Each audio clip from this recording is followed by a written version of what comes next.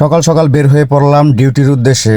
আজকে সকাল 5টা থেকে আমার ডিউটি ছিল, যার জন্য আমি একটু সকালে বের হই এবং রাস্তার মধ্যে একটু ভিডিও করলাম। দেখলাম একটা কিছু নেই, কয়েকটা কুত্তা ছাড়া আর কিছুই দেখা যাইতেছে না। তো ডিউটিতে যাইতেছি, রাস্তা একদম ফাঁকা। সকাল সকাল ডিউটিতে যাওয়া একটু কঠিন, কারণ সকাল সকাল ঘুম থেকে উঠতে মন চায় না, অলসতা গাড়ি একদম চেপে বসে। তারপরও কিছু করার নেই, যেহেতু ডিউটির টাইম দিয়ে দিয়েছে সেহেতু আমাকে যেতেই হবে। হাঁটতে হাঁটতে চলে গেলাম বাসার সামনে। ম্যানেজার বলছিলাম যে গেটটা একটু আগে খুলে রাখেন, কিন্তু সে হয়তো বা ঘুমের জন্য উঠতে পারে নাই। এরপর দেখি গেটের সামনে তালা মারা। ম্যানেজারকে ফোন দিলাম, ম্যানেজারও ঘুমাইতেছে। আমি একটু হাঁটাহাঁটি করতেছি, এর মাঝেই দেখি যে ম্যানেজার চলে আসতেছে, চোখে ঘুম ঘুম ভাব নিয়ে। এরপর ম্যানেজার আমাকে বলতেছে এত সকালে ডিউটিতে চলে এসেছেন আমার। তারপর বললাম যে ভাই চিন্তা করেন না, একটু খুলে দেন তাড়াতাড়ি, স্যার বের হবে, বের হওয়ার পরে চলে যাবো, পরে আবার আপনি ঘুমায়েন, সমস্যা। স্যারের বাসা যেহেতু 8তলায়, তাই আমি লিফটে করে 8তলায় যাচ্ছি চাবি আনার জন্য, কারণ আমার ভাঙ্গাচোরা বিএমডব্লিউটা স্টার্ট দিতে হবে। স্যার কোথায় যাবে এটা জানতাম না, এই জন্য একটু চিন্তা করতেছিলাম যে কোথায়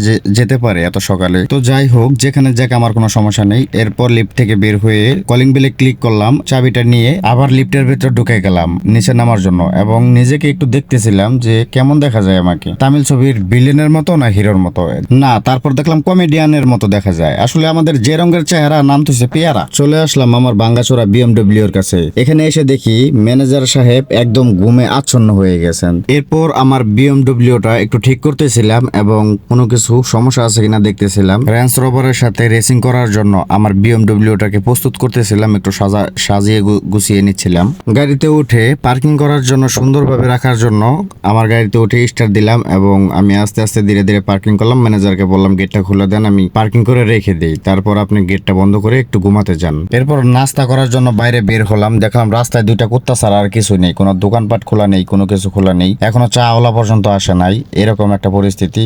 মাত্র বাজে 5টা 20।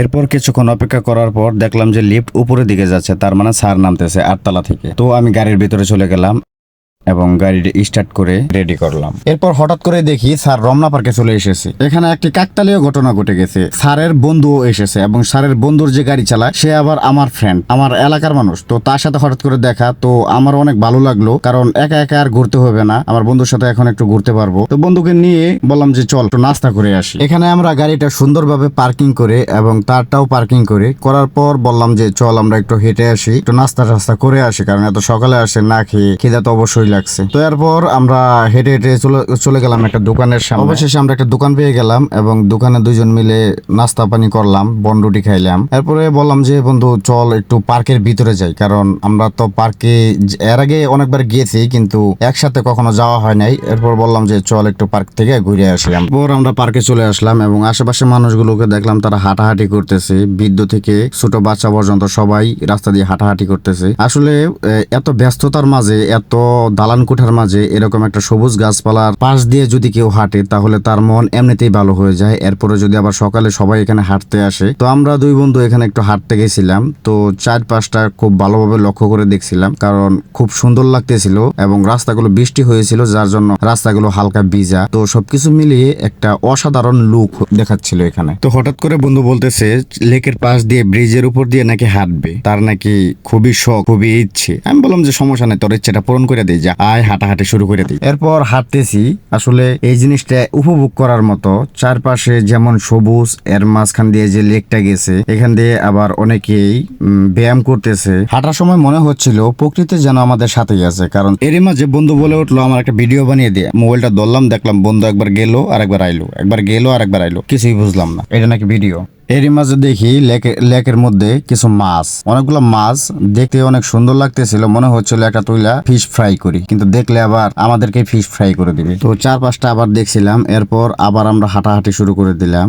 হেঁটে হেঁটে চারপাশটা ভালোভাবে খেয়াল করে দেখছিলাম কোনো জোড়া জোড়া আছে কিনা। জোড়া জোড়া মানে বুঝতেই পারতেছেন। যাই হোক, এত সকালে থাকবে না। এরই মাঝে আমরা চারপাশের সৌন্দর্যগুলো উপভোগ করতেছিলাম। এই ব্রিজ, লেকের পার এবং চারপাশের সবুজ সবুজ গাছপালা, এগুলো আসলে সচরাচর দেখা যায় যায় না ঢাকা শহরে, এগুলো শুধু পার্কের ভিতরে থাকে। এরই মাঝে আমাকে বন্ধু বলতেছে কিছু ছবি তুলে দিতে। এই ভিডিওর শখ পূরণ হয়ে গেছে, এখন ছবি তোলার শখ উঠে গেছে। আমি বললাম যে ঠিক আছে দাঁড়া, আমি কয়েকটা ছবি তুলে দিই। তো এমন জায়গায় দাঁড়াইছে, দাঁড়ানোর সাথে সাথে আরেকজন লোক যাইয়া পা তুলে দিছে একদম ব্রিজের উপরে।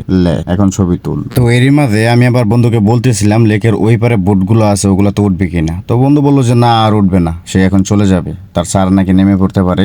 তো আমরা দেরি না করে বাইরে হওয়ার জন্য আমরা হাঁটতেছিলাম, আর সৌন্দর্যগুলো উপভোগ করতে করতে আমরা বের হয়ে গেলাম। আসলে প্রথম প্রথম ভিডিও বানাচ্ছি তো একটু শাই ফিল হবে, এটাই স্বাভাবিক। তবে আপনারা যদি সবসময় সাপোর্ট করেন এবং সব সময় পাশে থাকেন তাহলে ইনশাল্লাহ পরের বার থেকে ইনশাল্লাহ ভালোভাবে পারব।